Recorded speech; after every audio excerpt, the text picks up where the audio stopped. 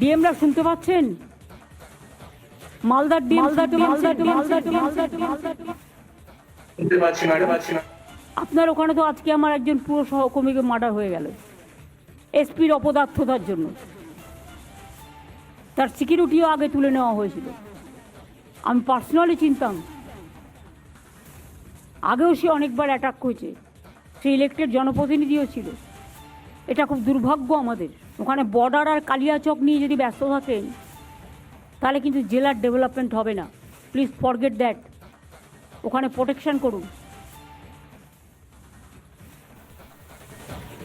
অর্থাৎ নিরাপত্তার কথা মুখ্যমন্ত্রী মমতা বন্দ্যোপাধ্যায়, তৃণমূল সুপ্রিমো মমতা বন্দ্যোপাধ্যায় তিনি বলছেন। কখন বলছেন? যখন দলেরই এক নেতা তাকে শুট আউট করা হয়, তার মৃত্যু হয় এবং সেই খবর পাওয়ার পর।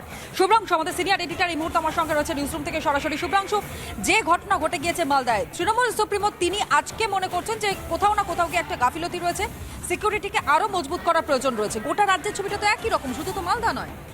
না, মালদার যে ঘটনাটা ঘটলো এটা তো ভয়াবহ ঘটনা।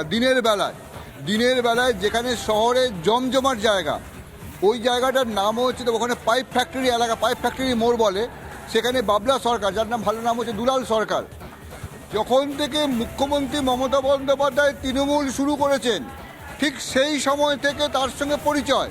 মানে আজকের নেতা তিনি নন, এবং তার রাজনৈতিক উঠোপাড়াতে যেটা এক একটা বিভিন্ন জায়গায়, কখনো ভাইস চেয়ারম্যান হয়েছেন, কখনো কিছুদিন চেয়ারম্যান হয়েছেন, বড় নেতা, মালদার তৃণমূলের বড় নেতা, তাকে গুলি করে দিচ্ছে। কীভাবে গুলি করে মারছে, কীভাবে? উনি প্রতিদিন 10:30টার সময় তার একটি ফ্যাক্টরি আছে, কাঠগোলা টাইপের একটা ফ্যাক্টরি আছে, যেখানে তোমার বোর্ড তৈরি হয়, প্লাইউড তৈরি হয়। সেই ফ্যাক্টরিতে তিনি প্রতিদিন 10:30টার সময় আসেন, সবাই জানে, এবং ওখানে 1 ঘন্টা থাকেন। সেই সময় তাকে তার পিছনে 4 জন দুষ্কৃতী তাড়া করে আসে। যখন তিনি প্লাইউড ফ্যাক্টরিতে ঢোকার চেষ্টা করছেন তখন তারা গুলি ছোড়ে। তখন বাবলা সরকার প্রাণ বাঁচাতে পাশের একটা দোকানে, যে ছবিটা আমরা সিসিটিভিতে একমাত্র আমরা দেখাচ্ছিলাম, দৌড়ে ঢোকে যায়। সেই সময় 2 জন দুষ্কৃতী পিছু থেকে তাড়া করে, দিয়ে গুলি করে মারে। হাসপাতাল বলছে যে তাকে যখন আনা হয়েছে তখন তো মারা গেছে। কিন্তু যেটা ঘটনা হলো, দিনের বেলায় ওখানকার জনপ্রতিনিধি এবং ওখানকার সবথেকে পরিচিত মুখ, বহুদিনের নেতা মমতা বন্দ্যোপাধ্যায়ের সঙ্গে যোগাযোগ, মমতা বন্দ্যোপাধ্যায় দুঃখের কথা বলছেন, যে তিনি কষ্ট পাচ্ছেন তিনি। কিন্তু ঘটনাটা হচ্ছে যে পুলিশ প্রশাসন গোটা ব্যবস্থাটাই ভেঙে পড়েছে, সেটা আরেকবার প্রমাণ হলো। শুধু প্রমাণ হওয়া নয়, এটা মানে প্রকাশ্য দিবালোকের মধ্যে স্পষ্ট হয়ে গেল, পশ্চিমবঙ্গে কেউ নিরাপদ নয়। সে শাসক দলের নেতা হোক, বড় বড় ব্যাপার হোক। যার কথা বলা হচ্ছে বাবলা সরকার, তার সঙ্গে কৃষ্ণেন্দু নারায়ণ চৌধুরী অতি ঘনিষ্ঠতা, এমনটাও বলা হয়। ওখানে আরেকজন তৃণমূল নেতা আছে, নন্দু তেওয়ারি বলা হয় ওনাকে, তার সঙ্গে একটু রেশারেশি ছিল বাবলা সরকারের। সেই নিয়ে এর আগেও বহুবার জল ঘোলা হয়েছে ওখানে। এবার যেটা বলছে, ওখানে যেটা খবর আসছে আমাদের কাছে, যে কেউ সুপারি কিলার টাইপের কোনো ব্যাপার ছিল ওখানে, সুপারি কিলার দিয়ে ওকে নিয়োগ করা হয়েছিল।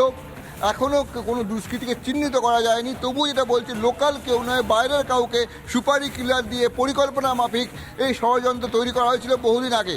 তার কারণটা, এনার আগে নিরাপত্তা রক্ষী ছিল, এখন নিরাপত্তা রক্ষী তুলে নেওয়া হয়েছে।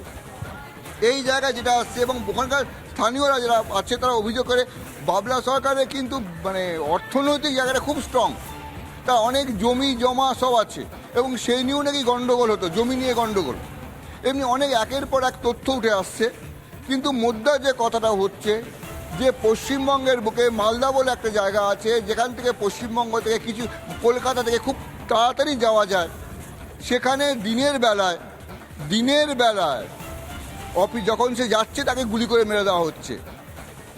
পুলিশ যখন আসছে, পুলিশ ছুটে আসছে, তখন সে মারা গেছে। মুখ্যমন্ত্রীকে বলতে হচ্ছে যে কি হচ্ছে, ডিএমকে বলতে হচ্ছে। আমাদের সঙ্গে ফোনে এই মুহূর্তে রয়েছেন খগেন মুর্মু, বিজেপি নেতা। খগেন বাবু, আপনাদের মালদায় কি হচ্ছে?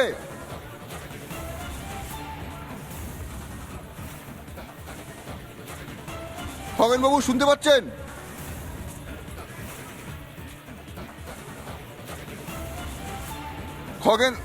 খগেন বাবু শুনতে পাচ্ছেন?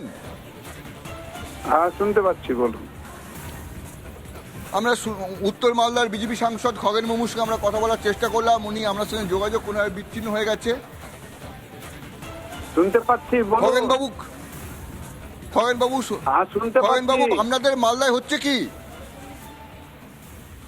আর মালদায় যেটা ঘটেছে সেটা হচ্ছে যে খুবই অত্যন্ত দুঃখজনক ঘটনা, খুবই মর্মান্তিক। এ ধরনের ঘটনা অতীতে কোনোদিন মালদায় ঘটেনি। মালদাতে আজকে প্রকাশ্য দিবালোকে একজন কাউন্সিলর এবং তৃণমূলের নেতা এবং তৃণমূল যখন থেকে চলছে তখন থেকেই তিনি তৃণমূল কংগ্রেসের সঙ্গে ছিলেন বাবলা সরকার। তিনি খুবই জনপ্রিয়, দীর্ঘদিন তিনি এখানে কাউন্সিলর ছিলেন। তো আজকে ওকে প্রকাশ্য দিবালোকে যেভাবে তাকে খুন করা হয়েছে, এবং আপনাদের রিপাবলিক বাংলাতেই দেখেছি যে ওখানকার যে টিভি ফুটেজ, তাতে যে যে ফুটেজটা দেখা যাচ্ছে সিসি ক্যামেরার, তাতে তার পেছনে তাড়া করে তাকে। এইসব ঘটনা আমাদের এই যে দিনের বেলাতে প্রকাশ্য দিবালোকে মানুষ, তখন হচ্ছে 10টা নাগাদ, সেটা হচ্ছে যে প্রচুর জনমানুষ সে সময়তে ওই সমস্ত জায়গাতে তারা থাকেন। তো আমরা পশ্চিমবাংলার কোন অবস্থাতে আমরা বাস করছি? এখন নিরাপত্তা কোনো মানুষের নেই। আজকে তৃণমূলের নেতা, তৃণমূলের কাউন্সিলর, তার যদি এই অবস্থা হয় তাহলে মানুষ কিভাবে তারা হচ্ছে আজকে মানুষ বাঁচবেন? তো পশ্চিমবাংলার যে এই যে অবস্থা, পশ্চিমবাংলার যে আমাদের এখানে প্রশাসনিক যে ব্যবস্থা, প্রশাসন যে এই রকম একটা জায়গায় গেছে, মানুষকে তার নিরাপত্তা দিতে পারছে না। আমি তাই আমাদের রাজ্যের মাননীয় মুখ্যমন্ত্রীকে আমি অনুরোধ করব যে পুলিশ মন্ত্রী হিসেবে বিষয়টা দেখুন, যে পশ্চিমবাংলাকে একেবারে দুর্বৃত্তায়ন করা হচ্ছে। পশ্চিমবাংলায় আজকে হচ্ছে যে সন্ত্রাসের রাজত্বে পরিণত হচ্ছে। এটা অবিলম্বে বন্ধ হওয়া উচিত। সন্ত্রাসের রাজত্বে পরিণত হচ্ছে, মানুষের দুর্বৃত্তায়ন নিরাপত্তা হচ্ছে। দেওয়া উচিত। ধন্যবাদ খগেনবাবু। যেটা কথা হচ্ছে, উনি যেটা বলছেন মুখ্যমন্ত্রীকে দেখতে বলছেন, মুখ্যমন্ত্রী নিজেই চিন্তিত, নিজেই বলছেন অপদার্থ পুলিশ সুপার, নিজেই বলছেন। আমরা যেটা দেখতে পেলাম, যেভাবে স্বীকার করে সেভাবে দুষ্কৃতীরা স্বীকার করছে। আমরা মালদার পুলিশ সুপার প্রদীপ কুমার যাদব, যিনি সঙ্গে সঙ্গে দৌড়ে এসছেন, তিনি কি বলছেন আমরা শুনবো একবার।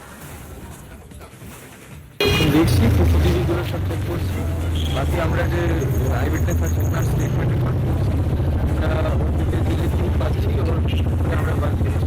এখানে সিসিটিভি আছে স্যার, সিসিটিভি সব সিসিটিভি চেক করা হবে, এখানেও আছে। ওটা গুলি লেগেছে বা পাইবালে থেকে, ওটাও আমরা হসপিটালে ওখানে ওটি করে ওরা বলতে পারবো। এখন সিচুয়েশন কেমন আছে আমরা দেখছি স্যার। এবং এতক্ষণ আমরা নজর রেখেছিলাম মালদায়, যেখানে তৃণমূল কংগ্রেসের নেতাকে একেবারে পয়েন্ট ব্ল্যাঙ্ক রেঞ্জ থেকে গুলি চালায় দুষ্কৃতীরা, এবং তার মৃত্যুর খবরে কার্যত অগ্নিশর্মা হয়ে গিয়েছেন মুখ্যমন্ত্রী মমতা বন্দ্যোপাধ্যায়, এবং পুলিশের ভূমিকা নিয়ে রীতিমতো প্রশ্ন তুলেছেন তিনি। এই সংক্রান্ত সমস্ত খবরের দিকে আমাদের নজর থাকবে। তবে এখন সময় ছোট্ট একটা বিরতি, ফিরে আসছে এখনই। সঙ্গে থাকুন, দেখতে থাকুন রিপাবলিক বাংলা।